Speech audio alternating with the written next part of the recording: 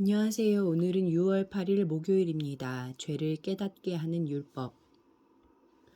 로마서 7장 1절부터 13절까지 말씀입니다. 형제들아, 내가 법 아는 자들에게 말하노니 너희는 그 법이 사람이 살 동안만 그를 주관하는 줄 알지 못하느냐. 남편 있는 여인이 그 남편 생전에는 법으로 그에게 매인 바 되나 만일 그 남편이 죽으면 남편의 법에서 벗어나느니라. 그러므로 만일 그 남편 생전에 다른 남자에게 가면 음녀라. 그러나 만일 남편이 죽으면 그 법에서 자유롭게 되나니 다른 남자에게 갈지라도 음녀가 되지 아니하느니라.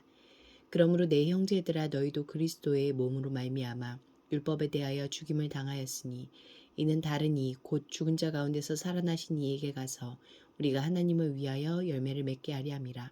우리가 육신에 있을 때에는 율법으로 말미암는 죄의 정욕이 우리 지체 중에 역사하여 우리로 사망을 위하여 열매를 맺게 하였더니 이제는 우리가 얽매였던 것에 대하여 죽었으므로 율법에서 벗어났으니 이러므로 우리가 영의 새로운 것으로 섬길 것이요 율법 조문에 묵은 것으로 아니할지니라. 그런즉 우리가 무슨 말을 하리요? 율법이 죄냐? 그럴 수 없느니라. 율법으로 말미암지 않고는 내가 죄를 알지 못하였으니 곧 율법이 탐내지 말라 하지 아니하였더라면 내가 탐심을 알지 못하였으리라.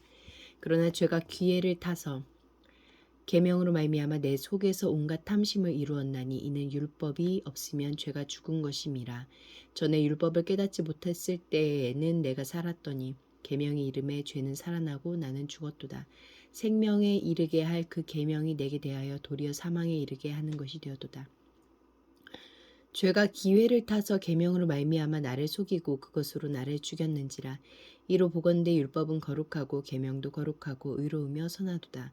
그런즉 선한 것이 내게 사망이 되었느냐? 그럴 수 없느니라. 오직 죄가 죄로 드러나기 위하여 선한 그것으로 말미암아 나를 죽게 만들었으니 이는 계명으로 말미암아 죄로 심히 죄 되게 하려 함이라.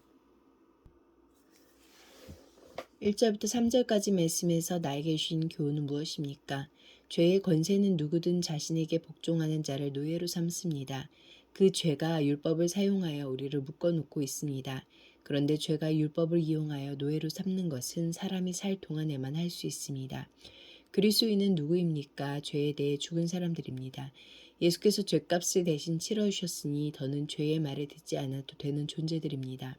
이제 우리가 할 일은 그 특권을 사용하는 것입니다. 4절부터 6절까지 말씀에서 나에게 주시는 교훈은 무엇입니까? 죄가 율법을 사용하여 우리를 올가맸지만 이제 더는 율법에게 이용당할 필요가 없습니다. 예수께서 오셔서 새 시대를 여셨고 율법의 모든 요구를 완성하셨기 때문입니다.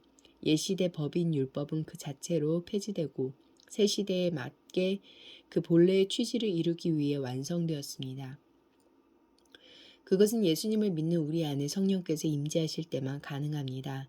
죄는 율법을 이용하여 우리가 사망의 열매를 맺게 했지만 이제 죄에 대해 죽은 우리에게 율법은 성령의 역사로 영생의 열매를 맺게 할 것입니다. 시효가 만료된 옛것을 붙잡으면 다시 죄의 노예이던 삶으로 회개할 뿐입니다. 7절부터 12절까지 말씀에서 나에게 주신 교훈은 무엇입니까? 율법은 죄짓게 만들지 못하고 거룩하게 만들어주지도 못합니다. 우리 몸이 중립적이듯 율법도 중립적입니다. 율법과 계명 자체는 거룩하고 의로우며 선합니다. 율법은 하나님의 뜻과 성품을 알려주고 거룩한 삶으로 안내하여 생명에 이르게 해줍니다. 다만 거룩한 율법이 죄에 이용당하는 경우에 우리로 죄를 짓게 하고 사망에 이르게 할 수 있습니다. 13절 말씀에서 나에게 주시는 교훈은 무엇입니까? 사망의 책임이 율법에 있지 않고 내 안에 있는 죄에 있습니다. 그 죄를 허락한 나에게 있습니다. 율법이 없으면 하나님을 제대로 알 수 없고 하나님이 기뻐하시는 관계를 맺을 수도 없지만 율법이 있다고 해서 저절로 거룩한 사람이 되는 것은 아닙니다. 그러니 율법을 지켜서 죄를 이기게 하면 악순환에 빠집니다. 죄의 문제를 해결받아야 율법이 본래의 선한 기능을 발휘할 수 있습니다. 기도하시겠습니다. 공동체를 위해서는 제 죄에 대해 정직하게 제 잘못을 인정하게 하소서.